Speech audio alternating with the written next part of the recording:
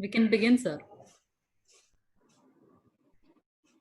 Good morning, friends, and welcome to Busworld webinar on outlook for electric buses in India.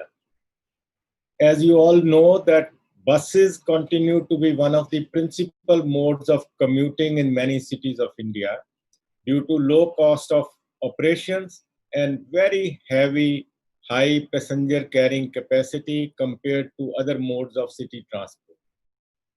Buses make up over 90% of public transport in Indian cities and serve as a cheap and convenient mode of transport.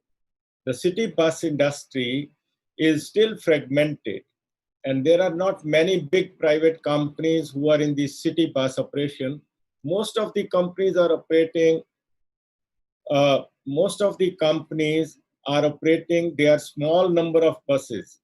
However, there has been increasing trend to outsource bus operations to private operators on gross or net cost model. The Indian bus industry is the second largest in the world in terms of volumes, clocking close to 100,000 units every year, next only to China, mainly. As far as electric bus is concerned, electric bus market, the acceptance of electric and hybrid buses is very slow in India. And it is mainly due to the cost factor. There is not much incentive for the operators to shift to hybrid or electric buses. Some cities like Delhi and Mumbai, they are using clean fuel such as CNG for the bus operation. But in any case, we have to move over to electric buses, and therefore we decided the theme of this webinar actually on outlook for the electric buses. We have 4 objectives that we have kept in mind during this webinar, which aims at analyzing the current scenario for the electric bus manufacturing in the country, standardizing and developing charging stations, related infrastructure, and financing electric buses by the private sector. And lastly, of course, promoting the use of electric buses by replacing the diesel-run buses in the country. We have 4 distinguished speakers in today's webinar, and we have Mr. Amitabh Kant, CEO of Niti Aayog, Dr. A.K. Jindal, Advisor, E-Mobility, New Products and Technology at Tata Autocom Systems Limited, Mr. Gerald Olivier, Lead Transport Specialist for the World Bank in India, and Dr. Sajid Mubashir, Senior Scientist G in the Department of Science and Technology. To begin with, I would like to actually invite Mr. Amitabh Kant, who unfortunately is not able to physically join because he was needed at this moment to join a meeting in the Prime Minister's Secretariat. Therefore, we have his recorded version, which I think we shall be presenting. And I'll request my colleagues to kindly start the video, please. Ladies and gentlemen, it's a great pleasure for me to be here and to make to you a brief presentation and a broad overview of the electric buses in India. I'm glad to give you a snapshot of this. As you will see in the slide, I've tried to project the automobile sales in pre-COVID India. Before the COVID had started, auto sales had actually declined by about 18% from 2.6 crore to just in financial year 2019 to 2.1 crore in financial year 20. The two-wheeler sales had reduced by 20%, leading to sales reduction of 40 lakh units. We'd seen the highest drop of 30% in commercial vehicle segment. So what we are seeing now in the last 12 months are green shoots. We are seeing that automobile sales are recovering. And as this particular graph will show you, you will see a rising graph from April onwards. And in July, we have seen a big jump forward. So we are seeing really green shoots emerging as far as the automobile sales, and these are recovering to my mind. It's important to understand how India actually moves.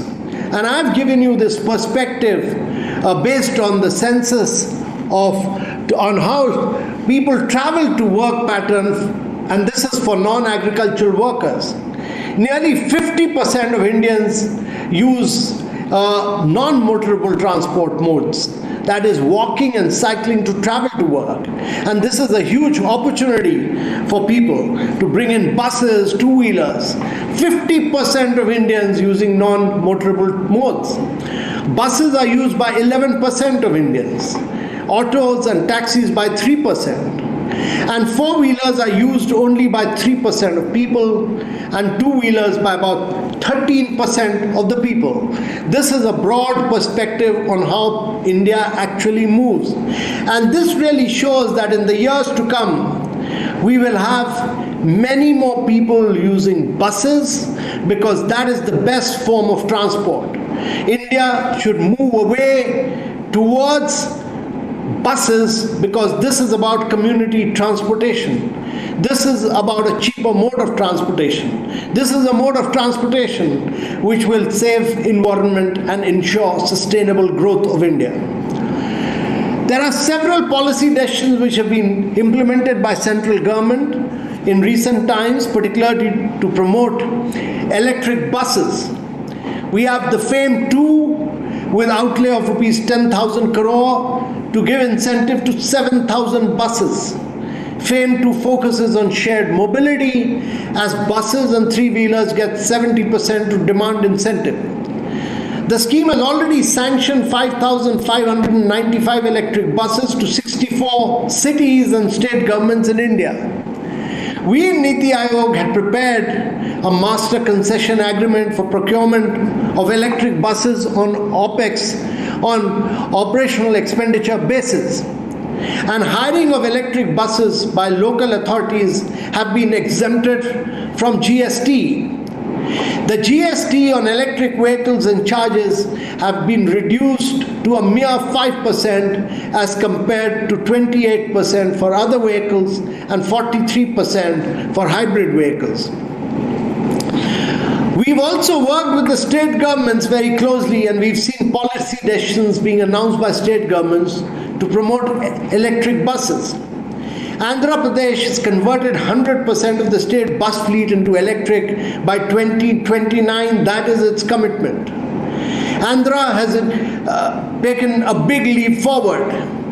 In Delhi, electric buses will be at least 50% of all new buses. This is a policy decision. In Assam, a decision has been taken to introduce 500 electric buses, and electric vehicles will be exempted from state GST. And in Gujarat, the target is to have 1,500 electric buses on road by 2022, and the development of additional 25 bus depots on private-public partnership mode. We've seen many other states moving forward. Look at Kerala. Its commitment is to have the entire fleet of 6,000 plus buses to electric vehicle by 2025. Madhya Pradesh targets to convert 100% of bus fleet to electric vehicle by 2028. Maharashtra is providing an additional subsidy of rupees 10 lakh on buses, and Punjab, the private bus operators will be offered 100% waiver on permit fee and motor vehicle tax. These are big move forward. And in Telangana, 100% electric buses by 2030 for intra-city, intercity and interstate transport. And in Tamil Nadu, around 100, close to about 1,000 electric vehicles to be introduced every year. So we are seeing a big movement towards buses. And in my view, if India has to become a country which will urbanize with sustainability, buses are the way forward. better to have buses rather than to push four-wheelers, and therefore community transportation is the best form of development. All cities which have had sustainable development have been cities of buses and of cycling and walking. And therefore, buses and electric buses are the future of India. Thank you very much, ladies and gentlemen. Thank you very much. I would like to now invite Dr. A.K. Jindal. Dr. Ajit Kumar Jindal is currently Advisor E-Mobility and New Products and Technology at Tata Autocom Systems Limited, supporting the development of various systems and components for electric vehicles as the country progresses towards electrification of the public and private transportation. Prior to joining TECO as advisor, Dr. Jindal has held leadership positions at Tata Motors Engineering Research Center as advisor electric and defense vehicles, engineering the entire commercial vehicle defense products portfolio. Well, gentlemen, he is there to make his presentation on the subject of EV bus future post-COVID scenario, and he brings to you his lifetime experience and sharing with you. I invite Dr. A.K. Jindal. Thank you so much. So thank you, Mr. Kulwant Singh. Thank you very much for kind introduction. So after a very informative and very clear direction from the Niti Aayog chairman, I think what I am going to share is some of my experiences while developing the electric and vehicles in last 10 or 15 years. And of course, in the last couple of years, that what has been the experiences and how we can really leverage and learn from those and then move forward on those areas. So I am just starting with a sort of some few slides based on some of the previous presentations I have been having. In fact, when I was preparing for this presentation, if you read the last line, I think one of the discussion point was that will there be a clampdown on pollution sources by the government, because the situation is going to be very bad. So of course, government didn't do such bring in that situation, but I think COVID has brought in that kind of a situation where all the modes of transport has been banned. So I have just put a slide where I have shown how the environment has really reacted to this clampdown, and I think there is a lot of messages which we can carry from this, that there are man-made sources. Of course, transport is not the only one, but there are many others, as you saw from the previous slide. But definitely the various pollution sources which are generated by mankind, if they are reduced or minimized, there is definitely a big potential of improving the environment around us. So as you can see from this, that post-lockdown, I think the air quality was very good. We know the rivers were very clean. So the message is that the need parameters for EV still remain valid. Rapid urbanization, traffic congestion, of course, even after lockdown, we have seen that moment you open the lockdown, many of the roads start still getting congested and there are holdups. And of course, there are challenges for the future mobility for planners to how do you plan the products as well as do the traffic management. I will skip this slide. I think as of now, the need for electric mobility is no more need to be explained. It is, I think, quite very clear that we need to migrate to electric mobility, and buses, as very rightly emphasized by the chairman Niti Aayog, that buses are one of the key drivers for improved mobility as well as having its impact on the environment. Again, as mentioned, I think even Niti Aayog has been very clear direction coming out that the buses will be the key drivers for this. As you can see from the money allocated for funding or giving subsidy for buses is also a very large proportion of the overall funding. So one good thing is that the progress on deployment of e-buses has been, to some extent we can say it has been good. A lot of cities have already introduced Pune, Calcutta, Indore, Lucknow, Jammu, Guwahati, and etc. A lot of OEMs have come out with a lot of solutions, as well as a lot of cities have taken initiative.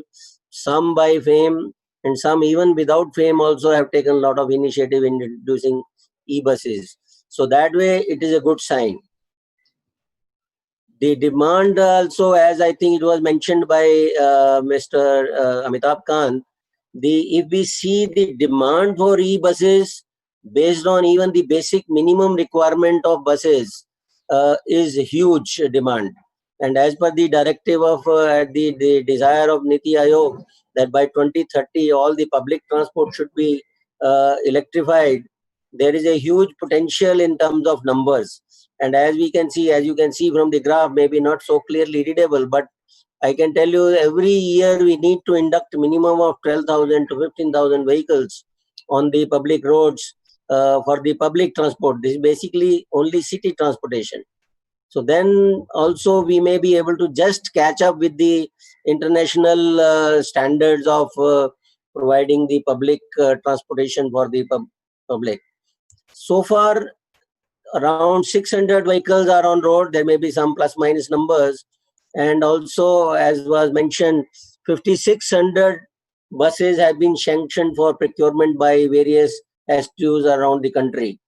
But as I mentioned earlier, there is a need to, in fact, accelerate this. The real demand is more than 12,000 or 15,000 as we go forward. If you see on the corner, there is one more very interesting data is that if we substitute the entire public transport fleet and for the city, we will in fact do a lot of saving in terms of foreign exchange outflow, in terms of importing the crude oil. Of course, many distractors say that you will importing a lot of components, but still I think it will be much less than the saving which we will do by on a consistent basis, what we will save by reducing the consumption of diesel. So there are success stories about EVs buses in India. I think a lot of work has been done by many organizations to make it successful. I think Calcutta is one of the example where it has been recognized globally that it has been a very nice planning, not only in terms of just introducing the buses, but planning for infrastructure, planning for where to introduce the buses, how to introduce these buses. I think they have done a very good job. In terms of products, Tata Motors EV bus has got a Golden Peacock Award in terms of innovative product category. And also, generally now it is accepted that the cost of operation of electric buses is lesser than the diesel buses. This is one of the statements from PMPL, Transport Commissioner, the chairman of PMPL, that they are seeing it because they are running around 135 buses in Pune.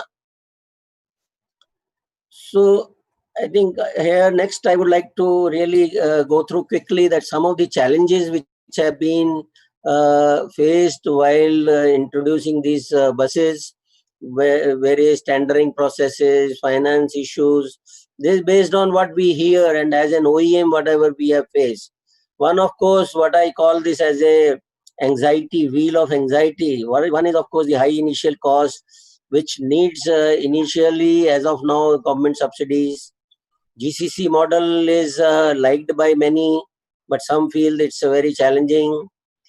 From an OEM perspective, repeated cancellation of tender has been one of the, again, anxiety factor, because of which they are continuously have to keep on looking at repricing their strategies.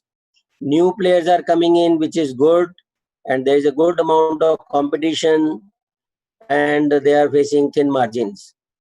On the other side, government's desire to keep the fares low, the collections are always less, and there is always a gap between what fare collection is done and what is the actual operation So the state governments do have to keep on doing the fill the viability gap.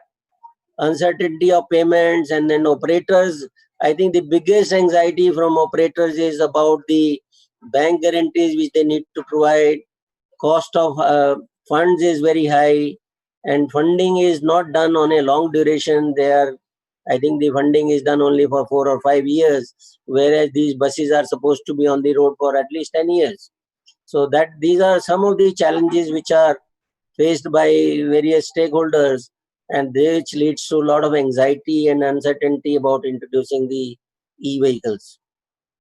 So post COVID, there are some other different kind of challenges which has emerged. Of course, there are some doubts which are being expressed that there may be a potential shift from public transportation to preference for private vehicles. Some people are interpreting sale of two-wheelers as one of the indicator of shift from this. The other concern which are being talked about are the overcrowding of the buses, and then difficulty in maintaining the social distancing norms.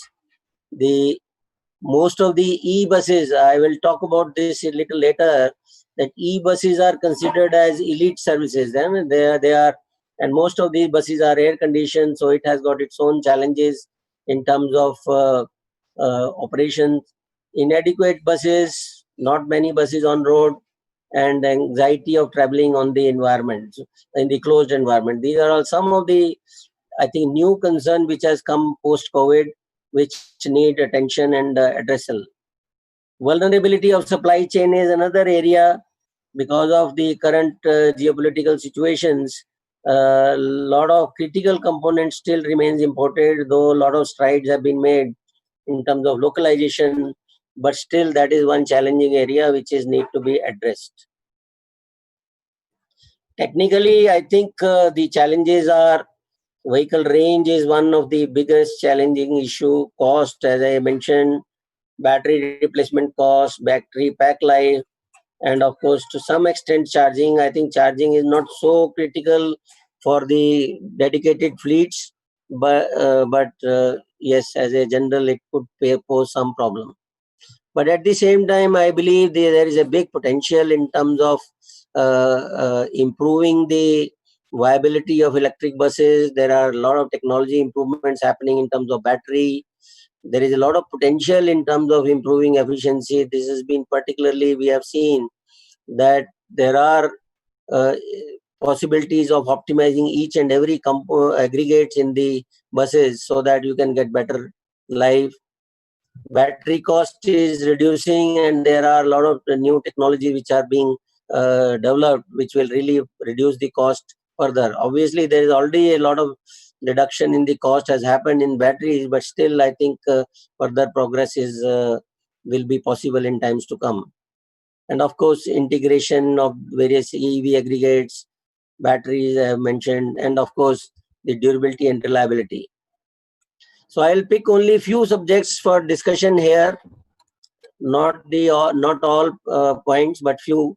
So as I mentioned, I think in the battery sizing, Indian environment poses quite a big challenge. One is the traffics are very high traffic conditions, not necessarily in this time, but I'm sure once we come to the normal, we will back to that same situation, that there is a huge traffic congestion. Because of this, the normal average speeds of the vehicle is very low. And India being a temperate country, the temperatures are also very high, and from the morning, during the day and the evening, the temperatures are also varying very largely, having a lot of impact on the energy consumption of the vehicles.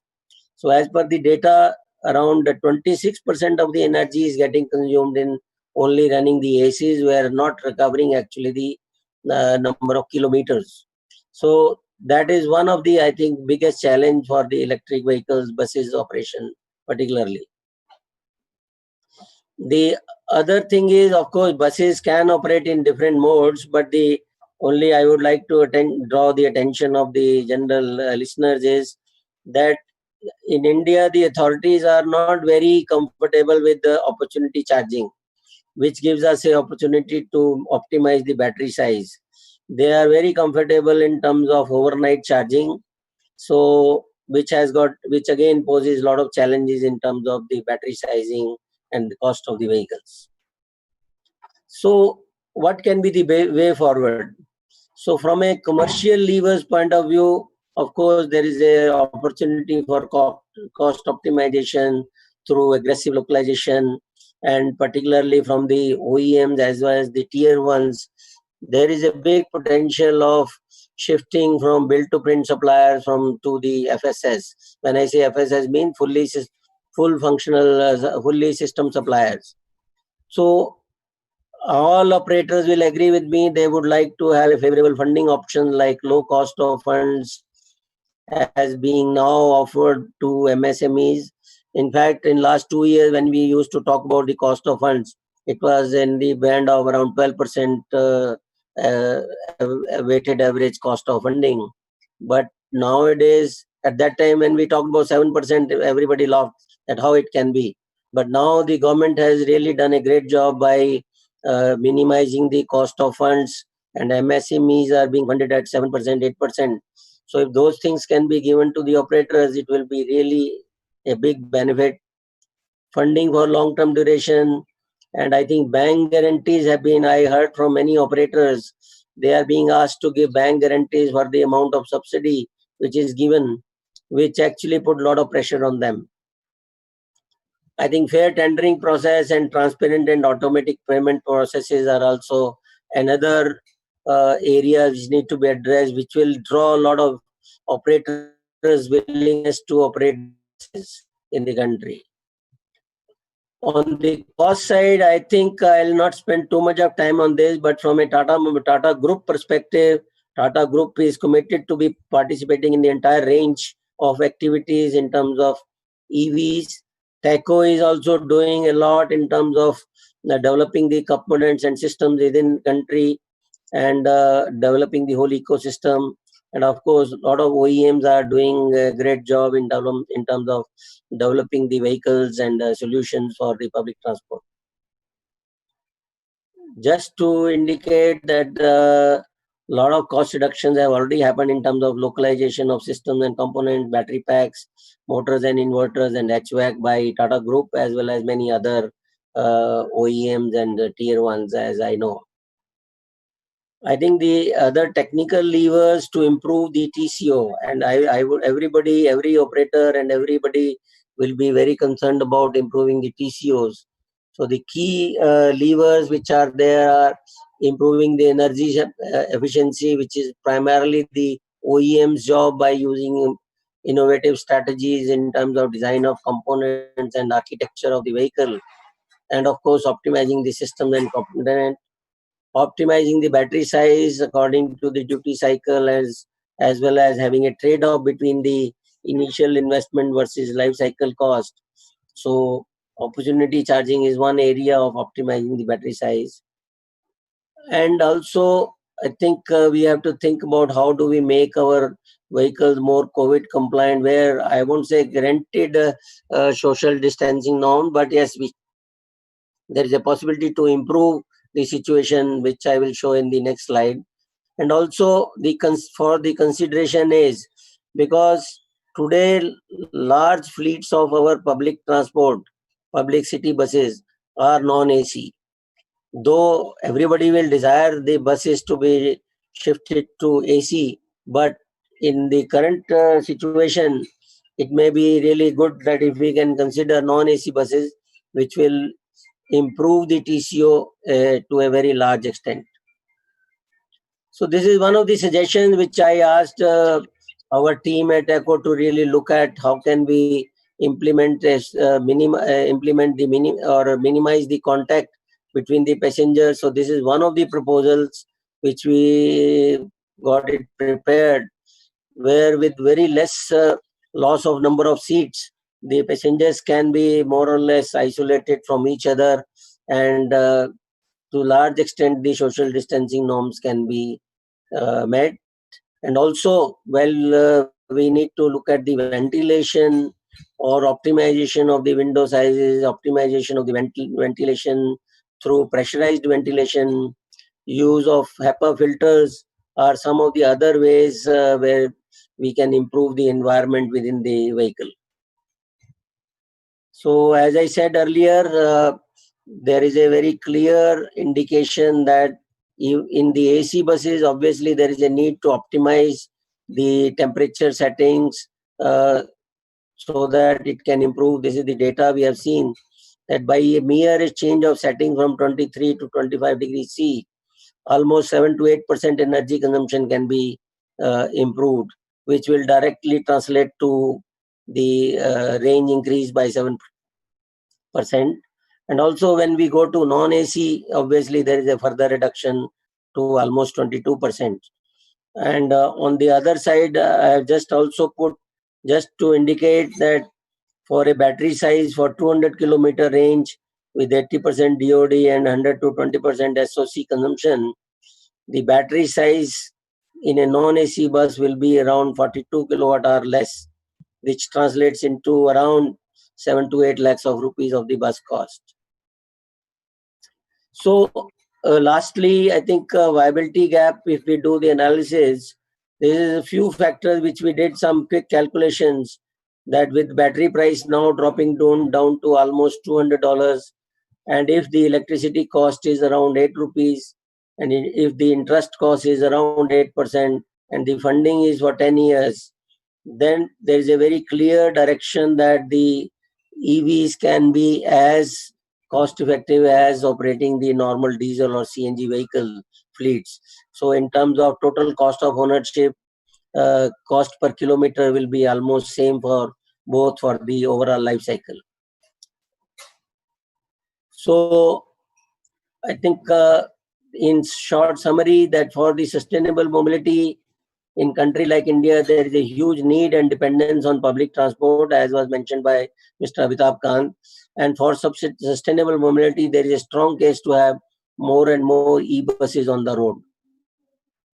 I think, thank you very much for the listening. Thank you. Thank you very much, Dr. Jindal, for this very lucid presentation. I must say that, sustainable urbanization certainly requires sustainable transport also.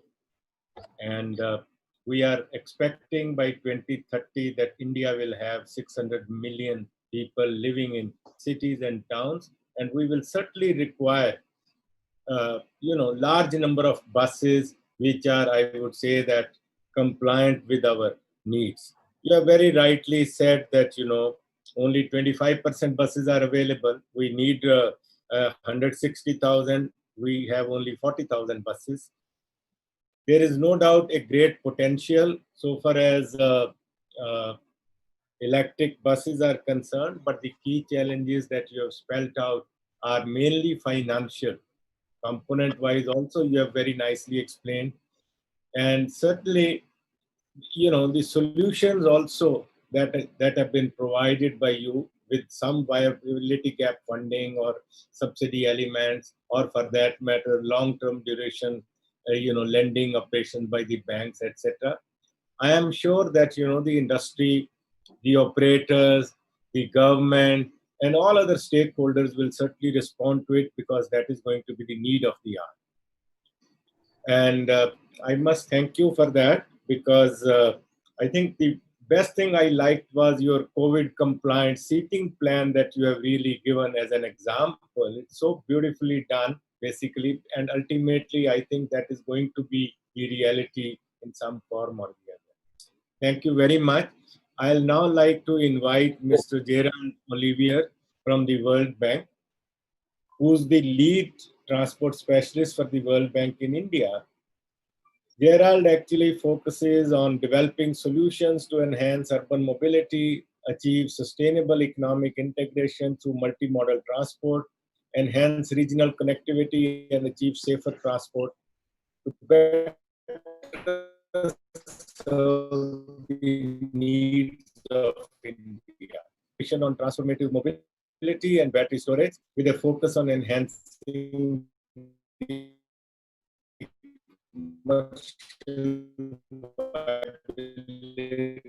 Gerald led the bank's community of practice on transit-oriented development. He was the cluster lead in in Singapore World Bank Hub. He's a civil engineer by profession and a chartered financial analyst. The floor is yours, Gerald, and we do look forward for several solutions. Perhaps I think you, as the bank representative, can really help us in this country, to push the agenda for electric mobility. Mr. Gerald. Thank you very much, Dr. Singh. First, it's a pleasure and an honor to be part of such a distinguished panel. I will start by saying that for me, it's very clear that e-mobility is going to be one of the key transformative force for mobility during this decade. And as such, very keen to be participating. If you can maybe put my slides on, that would be great.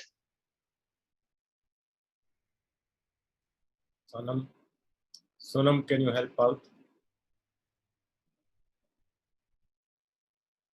So, as the slides get put on, I'm going to be in some ways echoing some of the good comments from both Mr. Kant and Dr. Jindal, because the way we are approaching the opportunity and the challenge has quite some similarities as well as some differences.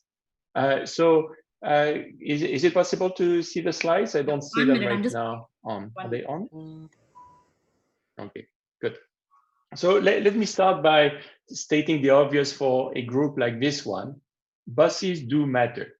We know that, if you look at the top performing cities, even those with a very good rail service or metro service like London and Singapore, you have more trips carried out by buses than by metro.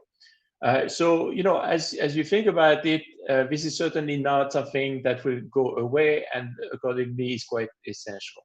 But in India itself, if you look at the pre-COVID data, we can estimate that about 30 crore trips were carried out by buses in India before the crisis.